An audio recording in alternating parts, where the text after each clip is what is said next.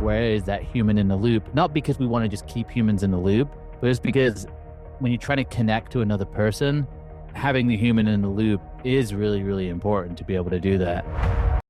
As AI continues to generate more AI tools, there are actually a lot more sellers as well. So the market gets saturated with more supply than demand for the actual technologies or the tools themselves. I talked to 3 people this week that are working at AI startups that are, they're looking at 10x over the next 18 months. So there's opportunities in those right sectors. It's just like you have to go and, be a part of those industries. There are things that AI and this quest for this new kind of intelligence can or will be able to do things that we don't know what they are. And if that's the case, maybe you don't want to win that race. Joel Lalgee and Marcus Sawyerr welcome you to AI in Recruiting, the show where they break down how AI is transforming hiring, leadership, and the future of work. Expect real talk, smart tools, and bold conversations with the people shaping what's next. Let's get into it. Welcome to AI in Recruiting. I'm your co-host, Joel Lalgee, and I have Marcus Sawyerr with us today. As always, Marcus, how are you? Doing well. How are you? Doing good. We are experiencing like an extended summer in the Midwest. So I don't know what it's like out in the Bay, but it feels like it's summer and it's October, which is unbelievable. Yeah, it was a bit of a dreary, rainy a week, should I even say, and then I had some family in town from London, and I think they brought that weather with them, unfortunately. but yeah, that was all good. It was my mum, so she's allowed to bring some rain with her, but she was expecting it to be really hot and warm, but she's like, what's all the fuss about over here? Well, that's what everybody in England, they just assume that it's just Florida. Like the whole of the US is just Florida weather. And then then they go to Chicago in the middle of winter and they realize it's not Florida. Exactly. No. There's a lot of climates, but also in the Bay, you probably know this anyway, but there are microclimates. So you can go on the weekend in your car and sunseek and find a new destination that could be 40 minutes away, completely different temperature, different weather, the valley. So sometimes we'll drive around the Bay and go to some different places. So yeah, that's something that's cool about it. That's wild. I love that. Yeah. Well, obviously, I feel like each week AI rapidly changing, lots going on in the landscape. Companies are buying one another. There's mergers, there's acquisitions. There's just a lot of movement in the space all the time. So would love to hear what you've been up to, what news has caught your eye, what you're paying attention to, what your clients are paying attention to. Would love to hear. Yeah, it's been really focused on working with our current customers and helping them build out their AI-powered front office, really. So we've been helping with everything from getting access to new customers. So they're trying to get customers themselves. So we've been providing information, data, and insights in order to do that. And then as well as that, building out their front office. So we've actually done some agentic website builds for job boards and different platforms. That's been fun to do. It's kind of a side project, I would say, but it's been interesting because it's been a need. So some of our clients are like working out of Excel and they don't have an amazing CRM or a CRM of any sort or a front office. So we've been helping them on that. Our current ones that we've been working with for some time. And then outside of it, just really been building into the EQ platform itself. So we're always releasing and we'll have another release as well, but the platform has multiple agents in one space which you can access and use in real time. So you can do everything from getting access to new ICPs, decision makers, companies, enrich your data all in one space. So that's been fun as well. So talking to customers and building product. How about you?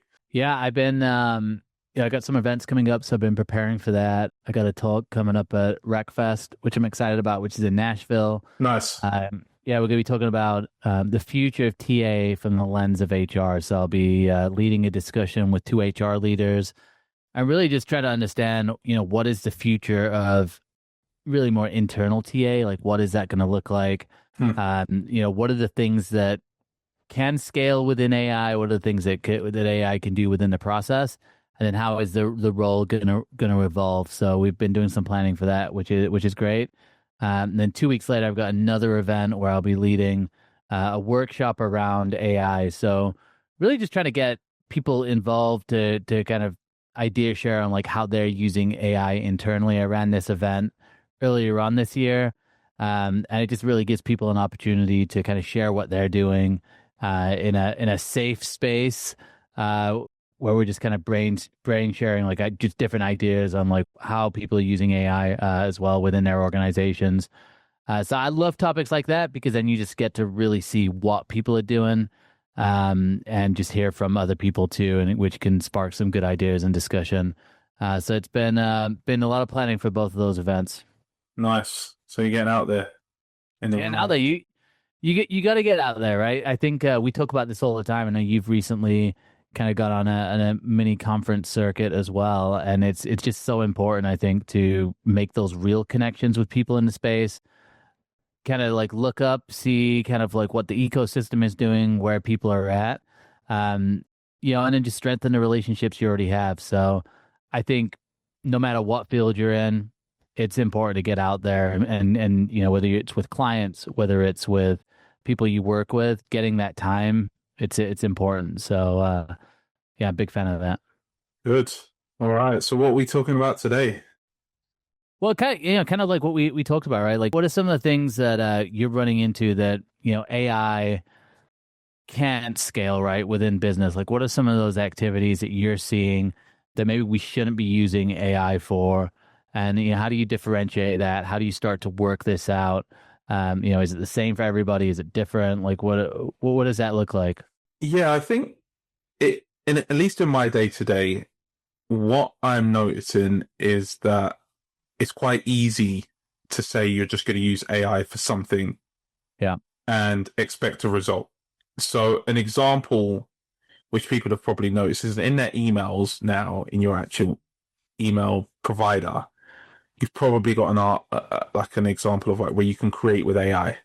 yeah, But how that started was it started with being able to polish with AI in Gmail. That's what they called it, polishing. So yeah. you could start the message yourself, you think through it, and then it would polish. And that was quite similar to like Grammarly or something like that, where you were polishing, Yeah. similar to spell check. So you kind of like, okay, not sure how to spell these words or whatever, then you just kind of edit and then Grammarly, and then it's like polish. And more recently, it's been create with AI. And on one hand, I think that there's value in that because I was using it for a little bit. But then on the other hand, if you didn't write it, you probably won't remember it. Mm. It's because you just read it.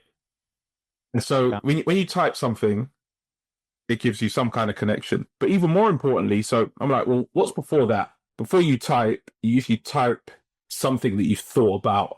Before we were going from typing, we were writing. And I've just found great power in just picking up the pen again and planning out not only the day, but what my thoughts are, and then using the AI to refine.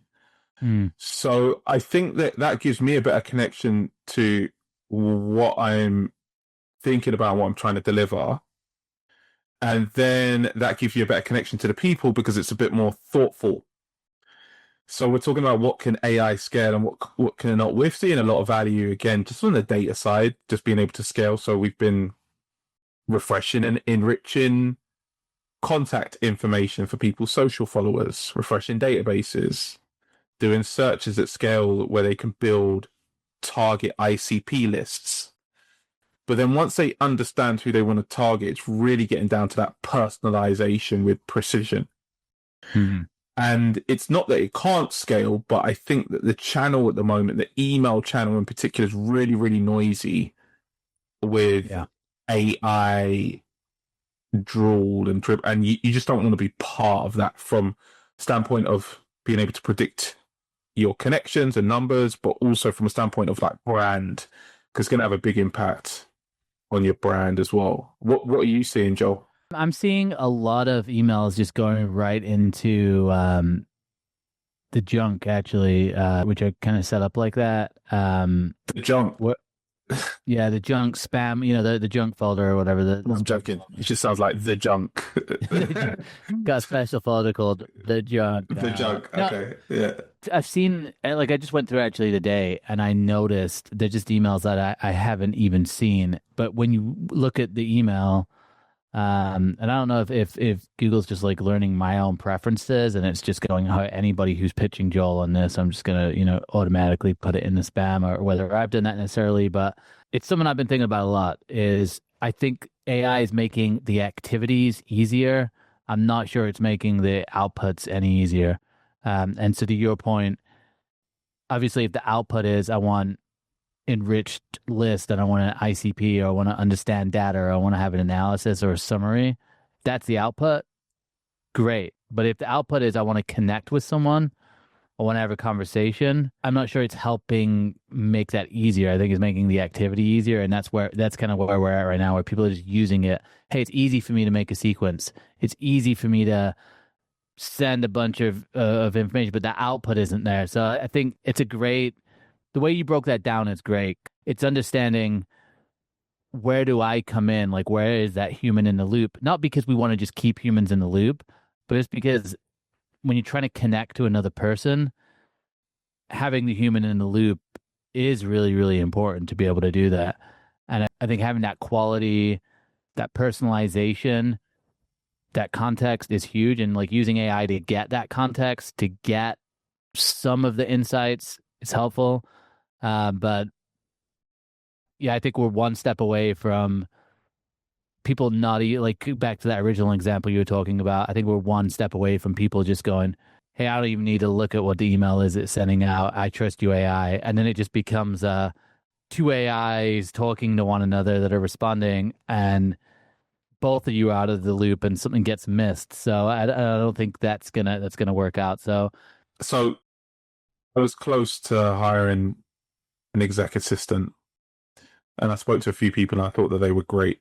I actually had one of my team speak to a few of them, and I had them when I was in larger roles and larger organizations, and as we're starting to scale, something that I needed, but I couldn't bring myself to bring someone in and tell them that part of it is we're going to automate your entire job. So I decided not to just yet. And some people you can do that with and say, hey, like, we're going to automate this job and then we're going to move you into something else. But we actually created an assistant. We call Ali the assistant. She sits in my email. So as part of building our agents, we're always trying stuff internally. And what Ali does for me is she goes through my transcripts and my emails. But the biggest pain point I had was adding a lot of information into the CRM. So she reads through that conversation, parses out the data, and then puts it into the CRM. And then she creates a draft for me to follow up. So she's living in my draft, say, hey, look, it looks like you had a call with Joel. These are the conversations that you had. These are the points. I've put it in the CRM. I've parsed it out. This is what the follow-up looks like. I've created a draft in your email. And then in a draft in that email, then I can then go in and edit that draft before I send it. And I found that pretty helpful. We're still refining it, but it was really about the context. So I actually think that AIs are going to get much better at sending follow-ups in particular. And we also done a big project recently for a company that is spending, we'd estimated from our AI agent research that they're spending like $36 million on recruiting fees. And we were able to create really personalized, not only outreach, but presentation deck that was very personalized for them in the healthcare industry, and then show them how our agents will help them with that. Now, that would have been possible kind of a consulting level, high level report, is where agents were able to help. But we had a lot of context before: who's the company, who their competitors are, how much they're spending, what all these other areas are. So I still think it can be used for communication, But I think people have got carried away with just sending out blasts, and that's missing the point, and it's almost like ruining the opportunity of being able to do this well. Yeah, it kind of reminds me, I think I shared that example before where I remember back in the day, those articles would come out and say, hey, we need 7 touch points with somebody before they convert.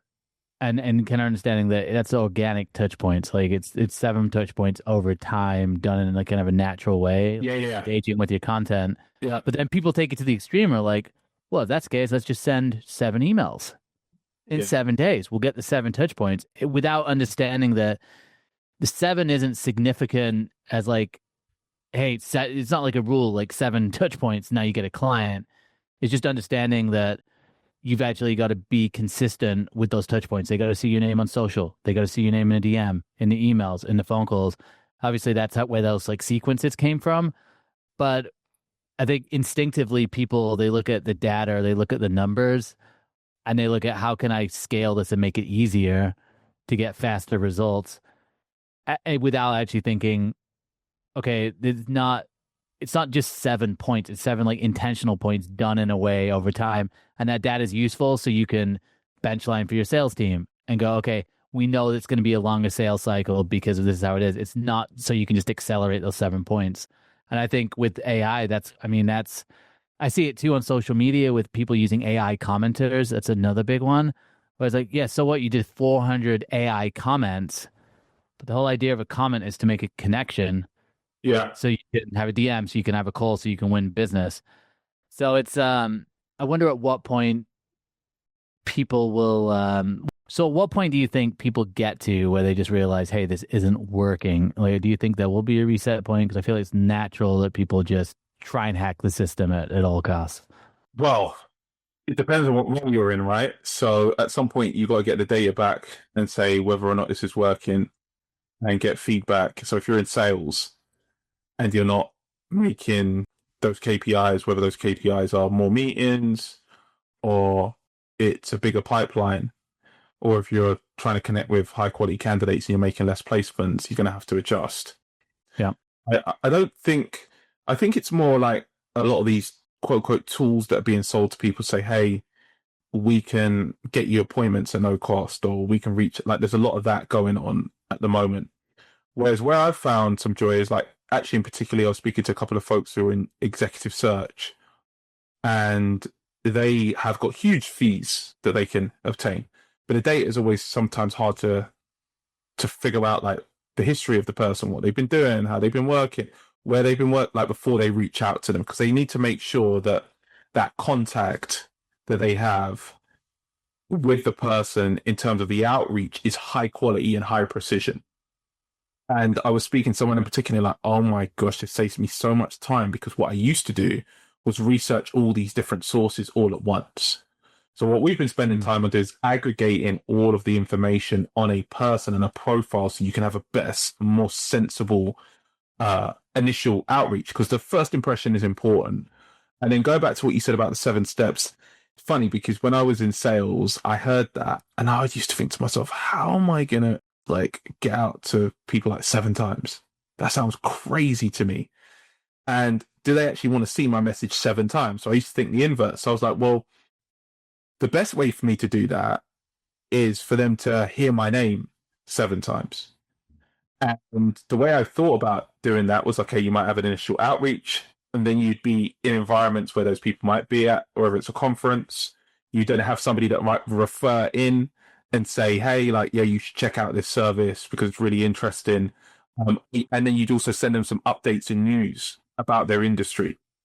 So that's how I used to think about the 7 points. Like, okay, and then the final might be a deal close or a meeting, but along that initial contact, if we had an initial call, not be on the hunt to try and like consistently sell you, but I'd be thinking between now and the next meeting, is there anything that's interesting for you based on what you said that I've seen that's going to be useful for you, whether it's a podcast, and they weren't really podcasting, but it was a news article, it was a clip, but like genuinely thinking about it.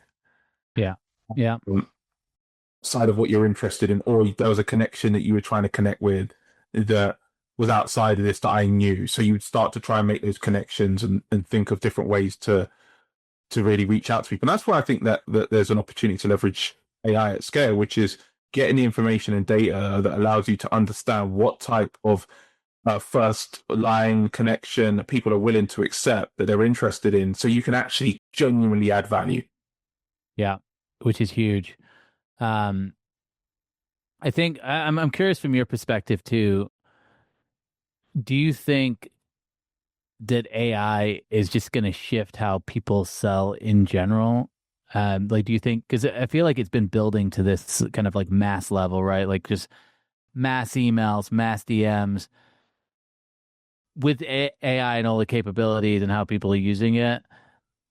Do you think we kind of shift back to maybe like more in-person type of connections, or how does that kind of play into it? And I've also heard of people talking about like maybe more in the tech sales side, where instead of having SDRs and AEs, you got like partnership managers, and like partnerships are seeming to be a bigger deal. So I guess what are your thoughts on that, and like how like impact recruiters, for example? So the shift is already happening. Yeah. As we speak. And the market is dynamic, meaning that there are new tools that enter the market. There are new services, and you're either on the buyer side of those services or the seller side. And as AI continues to generate more AI tools, there are actually a lot more sellers as well. So the market gets saturated with more supply than demand for the actual technologies or the tools themselves. And when there's more supply than there is demand, you have to be really creative in the way that you stand out, or you will go out of business. So I think that we'll probably see a new world of sales creativity that is not fully built on AI being the end result of it, but it'll be powered by AI. And that could mean that you could do more things that are not scalable scale. So I think the example of it is this report that I'd mentioned to you, where we can do a deep dive on a healthcare system and understand that. And then that would have been a post-sale. So I think you're going to have to give more value pre-sale in order to stand out, knowing that what you've got is going to be interesting enough that somebody wants to have a commercial agreement with you, and you're going to make money on the upside. So pre-sale, I think, becomes more important than the actual meeting itself to build that trust, which comes with relationships, especially if it's a new prospect. So I think that it's already evolving, where it's like, look, what kind of calls or meetings are you prepared to take? And typically those calls or meetings, the ones that you're prepared to take, are the ones that are going to help you upon your path or your journey that you're going on, and you're taking less speculative calls or meetings.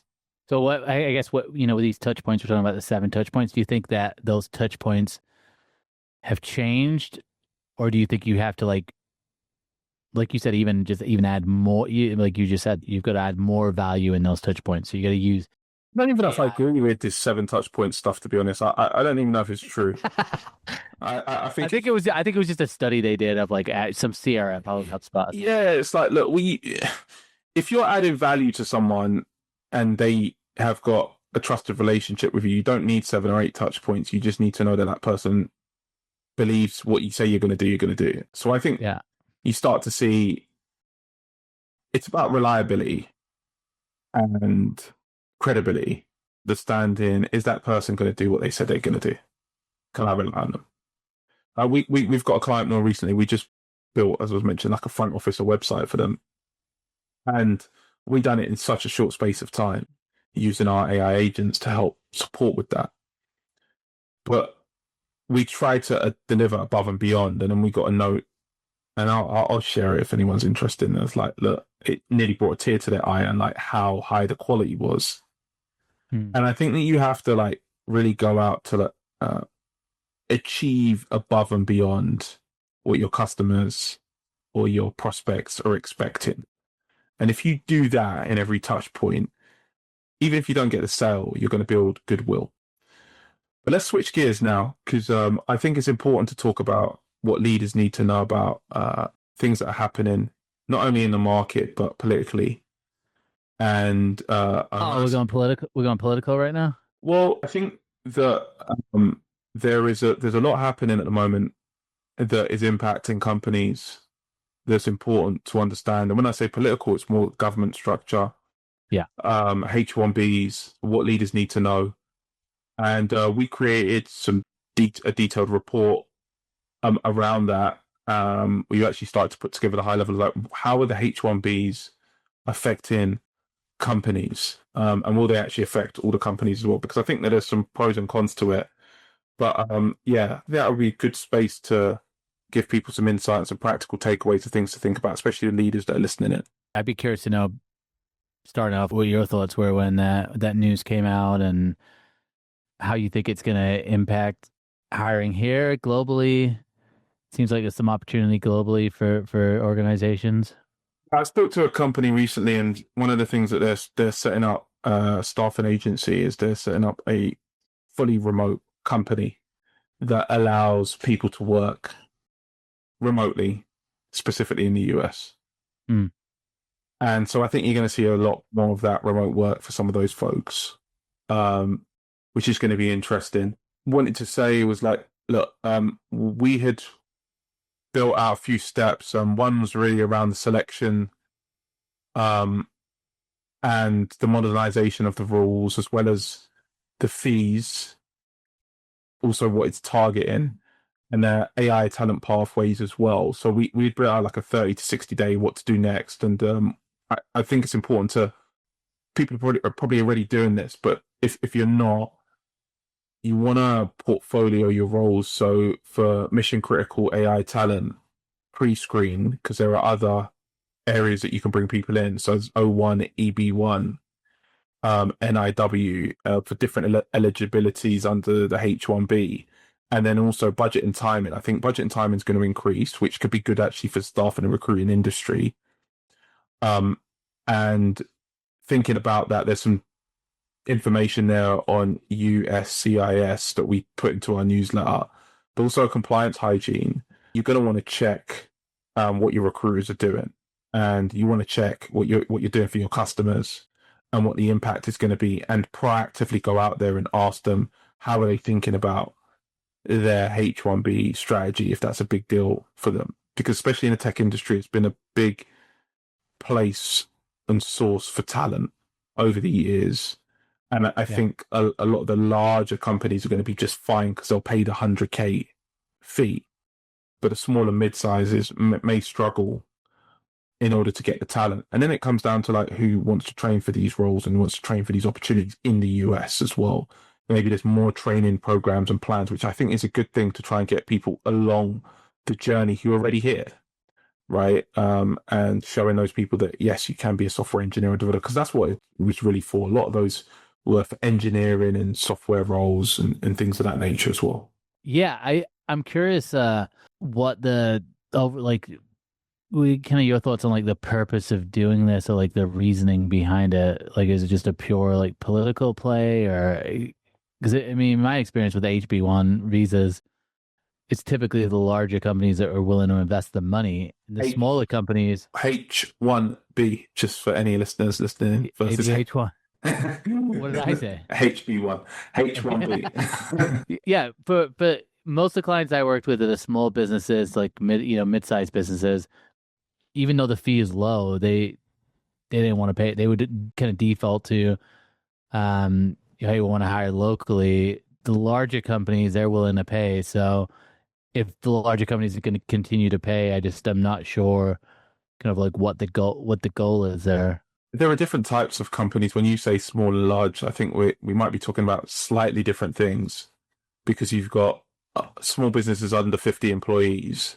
You then have businesses that are about 1,000 to 2,000, or 1,000, and then you've got like 10,000 plus, and then you've got another 50 and 100,000 plus, and they're all different categories of businesses. So I think that yes, if you speak to like the very small, the tiny, this doesn't impact them. But in that middle layer, you've got to decide whether or not you're hiring locally or you're trying to hire abroad, especially if you're fast growing. The other thing as well has been like the peripheral of startups. I'd seen from one of the big startup incubators, they thought this was very negative because people were not able to come over and start to build companies immediately. And that's one argument. And then the argument is that it gives more opportunities in the US in particular for people that are already here. I think that there is a question of like the value of being in the United States, because the value of being in the US, and I'm here through work as well, right? Like I came here to work and create. But the value of being here is the network and connections. And so it's also not only the local but the global network and connections and the strength of the dollar and all those types of things. And I think that you want to just be mindful that you don't segregate that too much, because if you do, then you're a little bit less connected to the rest of the world, which could make that difficult in the future. I think for now it'll be fine, but it's just being mindful of that, especially when you have technologies that travel really well, right? Like digital products travel online, like you can sell globally to somebody online on the internet. Yeah. People are starting to work remote a little bit more. So you want to, yes, you do need some checks and balances. Like even in the UK, there's now, if you have a company in the UK, you've got to verify that company now. You didn't have to before with a UK passport. So you've got to actually be a UK citizen to have a company there. Mm. And that's not the case in the US. Now you just have to verify that you're there, which stops people setting up. So there's a whole kind of verification process that's happening at the moment. And of course, there'll be exceptions to these rules with the H1B, and you can bring other people in different areas. But it's a change. It's just another evolution that people have to navigate. So you've got to be mindful of it just to see how that will impact you in your business. Do you think it's going to impact, like the global race for AI? What is the global race for AI? What does that mean? Oh, I just keep on hearing there's a race between the US and China, right? Like who's going to have the fastest AI, the best AI, and it seems like the US wants to win that war. So it's like, my question is, what does that mean? That would be, I don't know, it's something I've heard. It's something, I mean, I would think it's like whoever's got the technology that can do the most, that can scale the most, that can win the most business, get the most data. That would be my thought. Yeah, look, I'm not an umpire for that race at the moment. I hear about it, but I don't quite frankly understand it. Yeah. And what I mean by that is I think that is certainly a political play. And there are things that AI and this quest for this new kind of intelligence can or will be able to do things that we don't know what they are. Yeah. And if that's the case, maybe you don't want to win that race. I don't know. Right? Like, if you do, then you're going to have to be able to control it. So with great power comes great responsibility. Yeah. And so I think that on one hand, you want to make sure that you are leading edge, because there's an artificial competition just in one, like, it's like, look, we all live on the same earth, right?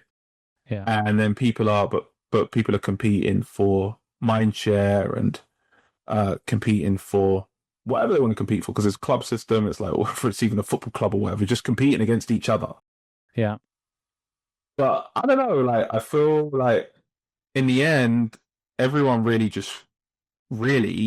I think a lot of people, I wouldn't say everyone, but just wants to create an environment that is sustainable for themselves and their family and the next generation. So I find it hard to subscribe to these artificial races, because I'm not sure they lead to anything positive. And I think if you are in this race and it's a real thing and it really matters, which it sounds like it probably does, it's not something you're going to really publicly advertise that you're going for this race and you're going to do it. Like, there's special services, special operations, and really you want those folks working on that in the background to make sure things are safe and secure and they're moving in the right way. It doesn't feel like a public discourse discussion, but it feels like a bit more of like a media. Yeah, media clickbait. it's not whether it's media. It's just like, what does that even mean? Okay, so what happened? And then somebody's, I could tell you what's going to happen. The world's going to change, and blah, blah, and then this is going to happen. I get that, but the people that are really pulling the strings are doing it behind the scenes. Yeah, they're not really overt with it. It's covert moves. So they're like distractions, and you've got to be mindful of what those distractions are, and then where you want to get to. And I have an awareness. I completely get it. And yes, there's a big AI race, but there's always a race for something. Yeah, yeah. And historically, there's been some big races. I think even with the Manhattan Project and things of that nature, which you can do. It's like nuclear, and if you have it and I don't have it, like how are we gonna live? Because you could then take me over. But people already have enough resources right now in each of these major countries to destroy the world. Yeah, that exists if you want to press a button. Yeah. But I'm not sure we're working towards that. I don't know. It feels just a bit arbitrary. Yeah. I just wondered if, these regulations, if they like were going to hamper some way top talent, and then top people coming here. But obviously a lot of the larger companies that will continue to pay those fees is like bringing in money to offset a deficit. Is it, I know there's a lot of sentiment right now, right? With it's a tough job market. There's not enough jobs. Maybe it looks like, all right, we'll create more opportunities, for the U.S. that people in the U.S. can take. It's less about the numbers and the opportunities. I think the United States is still the best place to set up shop. Yeah. And because of the mentality and the culture, which is you can pretty much do anything. And I think that's what you already want to protect. You want to protect the spirit of it, which is this is the land of opportunity. Yeah. And when you start closing opportunities off, it makes it a little bit difficult for people to see. So those that are looking afar now, that maybe are a bit younger and like, do I go to the US or do I go here? But maybe I've got a family member that might need a visa and it becomes more difficult and blah, blah. So they might decide not to take that step. And then you lose potentially that part of the talent. So you want to, in the US, like really, if you want to be the best at business, like let's just take it from a sales standpoint.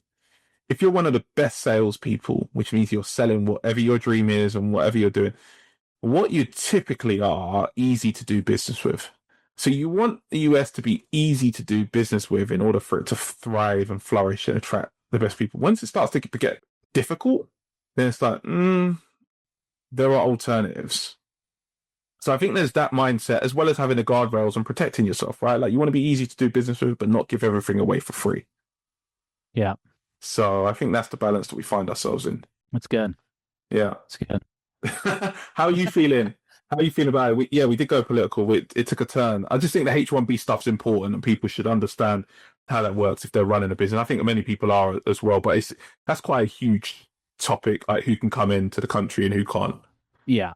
No, I feel like, from a lot of the conversations I'm having, I think there's, I think we talked about, in one of our last conversations, it's this whole uncertainty type thing, and it's kind of split. It's like uncertainty with opportunity. Like I think people are they're uncertain. It's not necessarily like negative, but there's also opportunity there. So it's just really knowing, like what I've been trying to do with conversations is trying to understand what are the problems people have, what are they interested in, and do I have anything that I can provide that can help them either with their problem or what they're interested in, and just trying to see that. And I think you talked about it as well previously. A lot of like job hugging is what they're calling it, where people are like tending to stick where they are, even if that was your job hugging was your one. That's not my one, by the way. Yeah, it's like I can't take credit for it. Yeah, job hugging is it's definitely trending right now. Okay. But it's just impacting some of the movement, right? Because people aren't necessarily as inclined to make a move, which then stops other when people move, then you have opportunities to backfill. So we're just not seeing as much movement. But then I talked to 3 people this week that are working at AI startups that are, they're looking at 10x over the next 18 months. So there's opportunities in those right sectors. It's just like you have to go and, be a part of those industries. I think that there's, on one hand, there's an opportunity, like you said, when there's liquidity in the market and there's supply and demand, natural dynamics. So you get attrition, you get movement, and that's part of it. But really, where opportunities are created is when new value is created. And then you have a company or a set of individuals, a group, an organization that wants to try and capture that value. And that's why new innovations are exciting, because when you create a new innovation, whether or not it's the GPT, the generative pre-trained transformer, which is now called, that's one of the companies have said that that's their thing, but it was actually around from Google. It was created from some researchers there. That creates a whole wealth of opportunity, this new creation, because somebody figured out a way to capture that value. And then others see that, and then they continue, and then they embark on that journey and say, this is the journey for us. Yeah. So I think that AI is doing that, but at one level, but it's still not being garnered as much as it could just yet, right? Like the actual value, the value itself hasn't been captured in its entirety, obviously, because it's so early. Yeah. And I think that there's a ton of opportunities in order to do that, to apply it to maybe, for want of a better term, like older school types of businesses. Yeah. And that's really an opportunity. And I'd say recruitment fits within that. Although there's lots of AI, quote unquote, recruiting tools, because it's been one of the earlier ones that has had AI in it, whether it's been matching, natural language processing, resume parsing, all of that stuff, but really about the workflow, getting work done. So I think you want to think about it in two areas. Is like, one is, how do we use AI to help us in our current processes? And then also, how do we use AI to help us get some work done that we couldn't get done otherwise? Yeah. Yeah, which is huge, right? You talk about it all the time, the output, looking at the output, which I think it's still, it's still a challenge for people. I think we see, like you said, it's early days, but the pressure is mounting, and I think there's going to be a lot of pressure because there's been so much investment in AI. It's still to be determined, like, where's the human going to come in? Where's the value going to come in as well? Yeah, look, it depends on where you sit as well as, like, with the pressure. And I was talking to someone, it's like, what pressure from who? Because the pressure is artificial again, right? It's like, where are you putting this? Where are you getting this from? Yeah.